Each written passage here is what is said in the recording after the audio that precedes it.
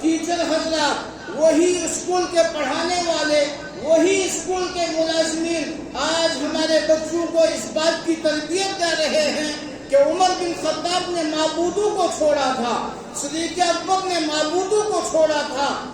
سیدنا عثمان نے معبودوں کو چھوڑا تھا، سوالات صحابہ نے معبودوں کو چھوڑا تھا، امیر حمزہ نے اپنے جسم کے پیسز کرائے لیکن معبودوں کو چھوڑا، سمیہ نے اپنے جسم کے ٹکڑے کرائے لیکن معبودوں کو چھوڑا، عبد الرحمن بن عوف نے قربانیاں دی، بلال تپتی ہوئی ریت پہ لیٹا، اوپر سینے پہ بھاری چٹان لے کر لیٹا، رات بھر ابو جہل اس کو طرح طرح کے ظلم کرتا رہا، اس کے جسم پہ زخم آتے گئے، خون سے لولہم ہوتا گیا، ساری قربانیاں جن معبودوں کے چھوڑنے پہ دی گئی اور ایک معبود کو پکڑ لیا، وہ وحدہ لا شریک ہے، وہ اکیلا ہے، وہ تنہا ہے، وہ للہ ملک السماوات والارض، اکیلا بادشاہ ہے، زمین اور آسمانوں کا بادشاہ، انسانوں کا مالک ہے، حیوانوں کا مالک ہے، مخلوقات کا مالک ہے، آسمانوں کا مالک، تنہا اللہ کہتا ہے میری پہچان کرنے کے لیے افلا ينظرون الى الابل كيف خلقت والى السماء كيف رفعت والى الجبال كيف نصبت، اللہ کہتا ہے مجھے پہچاننا ہے تو میرے بنائے ہوئے اونٹوں پہ تدبر کرو، غور و فکر کرو، میری پہچان آئے گی، میرے بنائے ہوئے آسمان پہ غور و فکر کرو، میری پہچان آئے گی، میرے بنائے ہوئے پہاڑوں پہ غور و فکر کرو، میری پہچان آئے گی، میری بنائی ہوئی زمین پہ غور و فکر کرو، میری پہچان آئے گی۔ آج وہ تربیت گاہیں اس بات کے لیے ترس رہی ہے، آج وہ بچے جو معصوم ذہن لے کر میرے اور آپ کے پاس آ رہے ہیں، ہمارے ٹیچروں کے پاس آ رہے ہیں، ہمارے تربیت گاہوں میں آ رہے ہیں، وہ ترس رہے ہیں کہ ہمیں اپنے خالق حقیقی کی پہچان کرانے والا کوئی ہمارے سامنے آئے۔ کسی اسکول میں بچے کو ٹافی دی جا رہی ہے، اس نام پہ دی جا رہی ہے کہ تم بولو عیسیٰ مسیح ہمیں ٹافی دے دے، عیسیٰ مسیح ہمیں چاکلیٹ دے دے، عیسیٰ مسیح ہمیں بسکٹ دے دے، عیسیٰ مسیح ہمیں فلاں دے دے، وہاں سے ان کے ہاتھ میں ٹافی پکڑائی جا رہی ہے، وہاں ان کے ہاتھ میں بسکٹ پکڑایا جا رہا ہے، وہاں ان کے ہاتھ میں چاکلیٹ پکڑایا جا رہا ہے۔ مسلمان گھر کا بچہ جب عیسیٰ مسیح سے مانگ رہا ہے وہ عیسائی بن جاتا ہے، اس کی ذہنیت عیسائیت والی بن جاتی ہے، اس کی ذہنیت برہمنیت والی بن جاتی ہے، اس کی ذہنیت یورپین تہذیب والی بن جاتی ہے۔ جب اسی بچے کو بت بنا کر کھڑا کیا جائے، اسی بچے کو پوجا جائے، اسی بچے کا طواف کیا جائے، اسی بچے کی تربیت اس انداز سے ہوتی جائے کہ یہ بچہ معبود بھی خود بنے، یہ بچہ اپنے معبود کا پجاری بھی خود بنے، یہ بچہ اس کے سامنے طواف بھی خود کرے، یہ بچہ کل کو کعبۃ اللہ کے طواف کے لیے ہرگز نہیں جائے گا، یہ کہے گا میں پتھر کا پجاری ہوں، یہ کہے گا میں انسان کا پجاری ہوں، یہ کہے گا میں درخت کا پجاری ہوں، یہ کہے گا میں فلاں درخت کا پجاری ہوں، یہ کہے گا میں قبر کا پجاری ہوں۔ میرے دوستوں، میرے بزرگوں، تربیت گاہوں میں جب بتوں کے پجاری بنائے جائیں پھر ہمارا بچہ مسلمان نہیں رہ سکتا، ہمارا بچہ محمد رسول اللہ والا نہیں رہ سکتا، ہمارا بچہ صدیق اکبر والا نہیں رہ سکتا، ہمارا بچہ فاروق اعظم والا نہیں رہ سکتا، ہمارا بچہ عثمان بن نورین والا نہیں رہ سکتا، ہمارا بچہ حسن اور حسین والا نہیں رہ سکتا، ہمارا بچہ سید الشہداء والا نہیں رہ سکتا، ہمارا بچہ، ہماری بچی خدیجۃ الکبریٰ والی نہیں رہ سکتی، ہماری بچی فاطمہ والی نہیں رہ سکتی، ہماری بچی سمیہ والی نہیں رہ سکتی، ہماری بچی زینب اور رقیہ اور ام کلثوم والی نہیں رہ سکتی، صحابیات کا نام لیوا نہیں رہ سکتی، وہ کسی شیطان کی پجاری بنائی گئی۔ اس لیے بزرگوں دوستو، ہوش کے ناخن لو، میں بارہا عرض کر چکا ہوں، شراب پینے والے پہ مت ہنسو، یہ دیکھو جرم کیا کر رہا ہے، چرس پینے والے پہ مت ہنسو، یہ دیکھو جرم کیا ہو رہا ہے، زانی زنا کرنے والے پہ مت ہنسو، یہ دیکھو یہ جرم کیا کر رہا ہے۔ اگر اس زانی کو اس جرم پہ روکنے والا کوئی کھڑا نہ ہوا، رب کعبہ کی قسم کھا کے کہتا ہوں، جو حالات باہر ممالک کے ہیں وہی حالات ہماری وادی کے ہوں گے۔ اگر چرس پینے والے کو نہیں روکا گیا ہنستے رہے، نہیں تو کون سا میرا بچہ چرس پیتا ہے، اس کو روکنے والے ہم نہیں کھڑے ہوئے، اور محمد رسول اللہ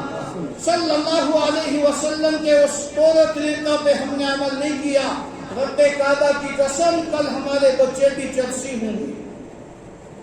آج بوٹ پالش کھانے والے بے شمار ہیں، بوٹ پالش جو بوٹوں پہ کی جاتی تھی، شوز پہ کی جاتی تھی، جوتے پہ کی جاتی تھی، آج کھائی جا رہی ہے نہیں کھائی جاتی۔ اگر ان بوٹ پالش کھانے والوں کو روکنے کی فکر ہم نے نہیں کی، انسولین انجیکشن نشے کے لیے کرنے والوں کو نہیں روکا، ڈرگس استعمال کر کے نشے کے لیے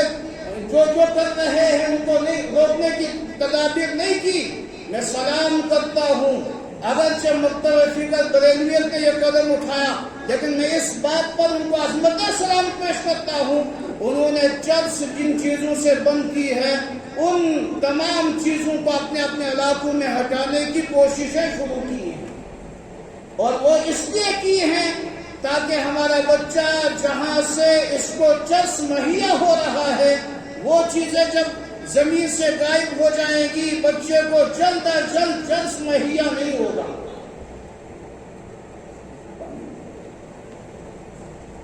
اس لیے میرے دوستوں اور بزرگوں، میں بارہا عرض کر چکا ہوں، صحابہ نے قربانی دی، عمر بن خطاب رضی اللہ تعالیٰ عنہ کا موضوع 3 جمعوں سے چل رہا ہے، قربانیاں دینے کے بغیر خطاب کا بیٹا فاروق اعظم نہیں بنا، یہ فاروق اعظم تب بنا جب قربانی نہ دی ہوتی آج عمر بن خطاب کو عمر بن خطاب ہی سے پکارا جاتا، جیسے ابو لہب کو یا جیسے ابو جہل کو جب اس کا نام زبان پہ آتا ہے خود ایمان والے کے دل سے صدا نکلتی ہے لعنت اللہ علیہ، نکلتی ہے یا نہیں نکلتی؟ عمر بن خطاب نے قربانی نہ دی ہوتی عمر بھی ویسا ہی ہوتا یا نہیں ہوتا، لیکن عمر نے قربانی دی، دامن مصطفیٰ سے وابستہ ہوا، اپنا سب کچھ لٹا دیا دین اسلام کے لیے، اور محمد رسول اللہ صلی اللہ علیہ وسلم نے اعلان کر کے فرمایا لو کان بعدی نبی لکان عمر، میرے بعد اگر کوئی نبی ہوتا کون ہوتا؟ عمر بن خطاب ہوتا، انا خاتم النبیین لا نبی بعدی، میرے بعد میں تو خاتم النبیین ہوں، میرے بعد کوئی نبی۔ عمر کو وہ اوصاف و کمالات رب العالمین نے عطا فرمائے تھے جو ایک نبی کے اندر کمالات اور اوصاف ہونے چاہیے۔ ایک موقع پر دریائے نیل کا مشہور واقعہ ہے، عمر بن خطاب کی خدمت میں لوگ حاضر ہوئے، عرض کیا امیر المومنین دریائے نیل سال میں ایک مرتبہ چلنا بند ہو جاتا ہے، رک جاتا ہے، اور پھر اہل یہود کی اس رسم کو پورا کیا جاتا ہے۔ کون سی رسم؟ کہا حسین و جمیل بچی کو لایا جاتا ہے، بغیر نکاح والی بچی، خوبصورت بچی، اور اس کو لایا جاتا ہے اور اس کو ذبح کر کے دریائے نیل پہ سپرد کیا جاتا ہے۔ ہر سال ایک بچی کو دریائے نیل کو دینا پڑتا ہے، پھر جا کر دریائے نیل چلنا شروع کرتا ہے۔ عمر بن خطاب رضی اللہ تعالیٰ عنہ نے خط لکھا، خط کا زمانہ تو ختم ہو گیا، لیکن اس زمانے میں خط کا زمانہ تھا، اور ہمارے زمانے میں بھی ہمارے بزرگوں کے زمانے میں خط کا زمانہ تھا۔ اب جوانوں کے زمانے میں خط کا زمانہ، اب میسج کا زمانہ ہے، واٹس ایپ میسج کر دو، میسنجر میسج کر دو، بس اسی میسج کو خط کا نام دے دیجیے گا۔ وہاں تحریرن لکھا جاتا تھا کاغذ پہ، عمر بن خطاب رضی اللہ تعالیٰ عنہ نے خط لکھا دریائے نیل کے نام پر، اور دریائے نیل کے نام پہ جو خط لکھا اس کا سارا خلاصہ یہ ہے، عمر بن خطاب نے 2 جملے لکھے، ایک دریائے نیل اگر رب کے حکم سے چلتا ہے تو چلتا رہے، اگر کسی اور کے حکم سے چلتا ہے رک جا، اب تو یہ چلنے کی اجازت نہیں ہے۔ جب یہ خط دریائے نیل کے سپرد کیا گیا تب سے آج تک دریائے نیل کبھی نہیں رکا، چلتا رہا۔ اب دوشیزہ کو دریائے نیل کو نہیں دینا پڑا۔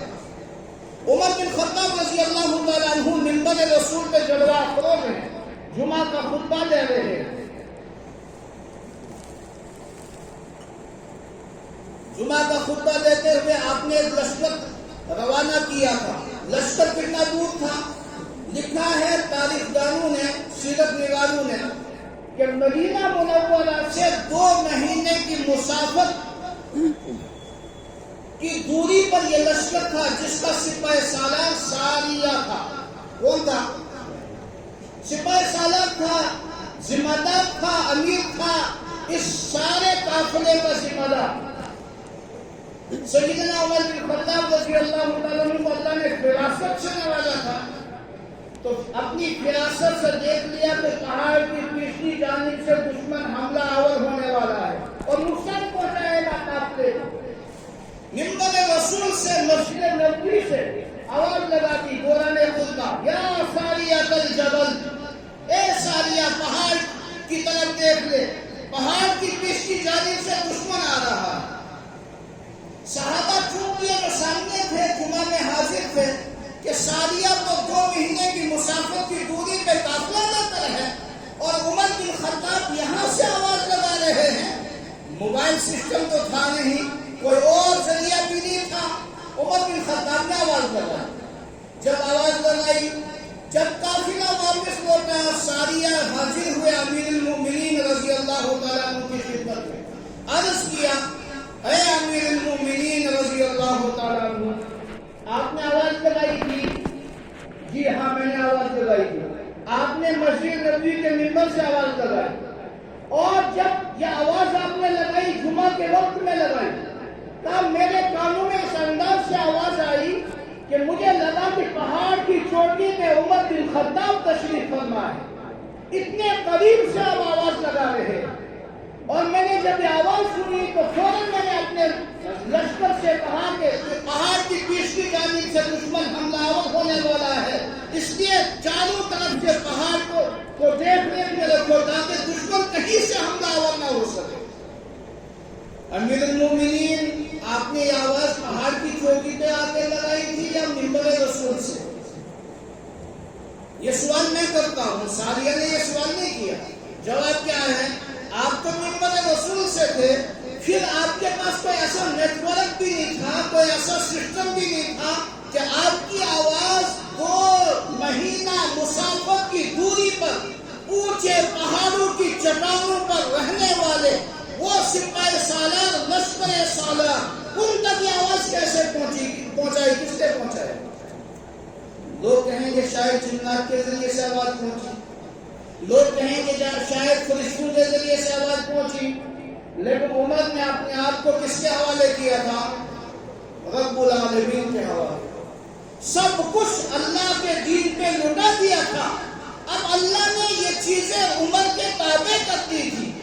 اور عمر نے جب آواز لگائی، ہوا نے یہ آواز، تازہ آواز ساریہ کے کانوں میں پہنچا دی۔ ہوا نے کہا فرشتوں کی بھی ضرورت، اب جنات کی بھی ضرورت، یہ آواز ہم پہنچائیں گے اور ہم اس کو اپنے لیے نعمت سمجھتے ہیں۔ عمر، تمہاری آواز ساریہ تک پہنچانا ہمارا کام ہے۔ میرے جوانوں اور بزرگوں، ہوا صرف عمر کے تابع نہیں تھی، یہ ہوا ہمارے بھی تابع ہو سکتی ہے، یہ ہوا ہمارے بھی تابع ہو سکتی ہے، لیکن عمر جیسا بننا پڑے گا، عثمان جیسا بننا پڑے گا، حسن اور حسین جیسا بننا پڑے گا، بیٹیاں ہیں تو فاطمہ جیسا بننا پڑے گا، رقیہ، ام کلثوم، زینب جیسا بننا پڑے گا۔ اس کے لیے قربانیاں ہیں، بغیر قربانیوں کے یہ حاصل، انہوں نے سب کچھ لٹا دیا، لیکن اللہ اور اللہ کے محبوب کو حاصل کر لیا۔ ہم نے سب کچھ لگا لیا، اللہ اور اللہ کے رسول کو ناراض کر دیا۔ فرق صرف اتنا ہے۔ پھر جا کر ہماری اولاد کی تربیت میں کمی آ گئی، ہماری اولادیں نافرمان بن گئی، ہماری اولادیں سرکش بن گئی، ہماری اولادیں ماں باپ کی بالکل سرکش بن گئی، ماں باپ کو اب گھر میں رکھنے کو تیار نہیں ہے۔ یہ سارے واقعے تب ہوئے جب ہم نے اپنے اللہ کو اور اپنے لاڈلے محبوب جناب محمد رسول اللہ کو چھوڑا۔ اس لیے گزارش ہے آپ حضرات سے، زانی کو دیکھو، زانیہ سے نفرت مت کرو، اس کو سینے سے رکھو۔ شرابی کو دیکھو، شرابی سے نفرت مت کرو، اس کو سینے سے لگاؤ۔ شراب سے نفرت کرو، زنا سے نفرت کرو، حرام کاری سے نفرت کرو، دھوکہ دہی سے نفرت کرو، چوری ڈکیتی سے نفرت کرو، لیکن چور سے نفرت اس کو سینے سے لگاؤ۔ نافرمان ہے وہ یہ سبھی پہ اللہ کی ناراضی کو مول رہا ہے، رسول رحمت صلی اللہ علیہ وسلم کی ناراضگی والے اقدام اختیار کر رہا ہے، لیکن جو عمل وہ کر رہا ہے اس کی نفرت کرو، عمل کرنے والوں سے نفرت مت کرو۔ اس کو سینے سے لگاؤ، اس کو لاڈ پیار سے اپنی طرف مائل کرو، اس کو کھینچو اپنی طرف، اس سے کہو تمہیں پیدا کرنے والا وحدہ لا شریک ہے، تجھے ماں کے شکم میں نو اسی رب نے رکھا، غذا تیرے رب نے تجھے وہاں پہنچائی، تجھے زمین پہ لانے والا تیرا رب ہے، تجھے یہ آنکھیں حسین و جمیل تیرے رب نے دی ہیں، تجھے یہ کان تیرے رب نے دیے ہیں، تجھے یہ زبان تیرے رب نے دی ہے، تیرا جسم تیرے رب نے بنایا ہے۔ اس جسم کا کوئی مالک ہے، وہ تنہا ہے، وحدہ لا شریک ہے، اس کا کوئی شریک نہیں، اور یہ جسم امانت ہے رب ذوالجلال کی، اور اس امانت کو دینے والا بھی رب ہے، لینے والا بھی رب ہے۔ اس لیے اس جوان سے کہہ دو، جوان تجھے بھی اس دنیا میں رہنا نہیں ہے، امانت جس نے دی وہ امانت لینے پہ قادر مطلق ہے، آج نہیں تو کل تیری زندگی کی شام ہوگی، اور پھر تجھے اور مجھے قبر میں جانا ہے، وہاں اس زندگی مختصر زندگی کا حساب دینا ہے، وہ قبر یا جنت کا باپ بنے گی یا جہنم کا گڑھا بنے گی۔ اے جوان، کیا تو چاہتا ہے ان جنتی لشکر کے ساتھ ہم قیامت کے دن اٹھیں جن کو دنیا میں محمد رسول اللہ نے جنتی ہونے کی سرٹیفکیٹ دی؟ جوان کیا کہے گا؟ ہاں میں جنتی بننا چاہتا ہوں، وہ جہنم میں جانا اور جہنمی بننا پسند ہرگز نہیں کرے گا۔ اس لیے ہمیں کوشش کرنی ہوگی، ہمیں تھوڑی بہت محنت کرنی ہوگی، ہمیں قال اللہ و قال رسول اللہ سے ممبر تک محدود نہیں رکھنا ہوگا، ہمیں گھر گھر دستک دینی ہوگی، تب جا کر ہمارا معاشرے کی اصلاح ہوگی۔ اللہ میرے حال پہ بھی اور میرے اہل و عیال کے حال پہ بھی ہدایت کاملہ و تامہ والی زندگی انہیں بھی نصیب فرمائے، مجھے بھی نصیب فرمائے، آپ کو بھی نصیب فرمائے، آپ کے اہل و عیال کو بھی ہدایت تامہ سے نوازے، وادی کشمیر کے ایک فرد کو ہدایت والی زندگی نصیب فرمائے۔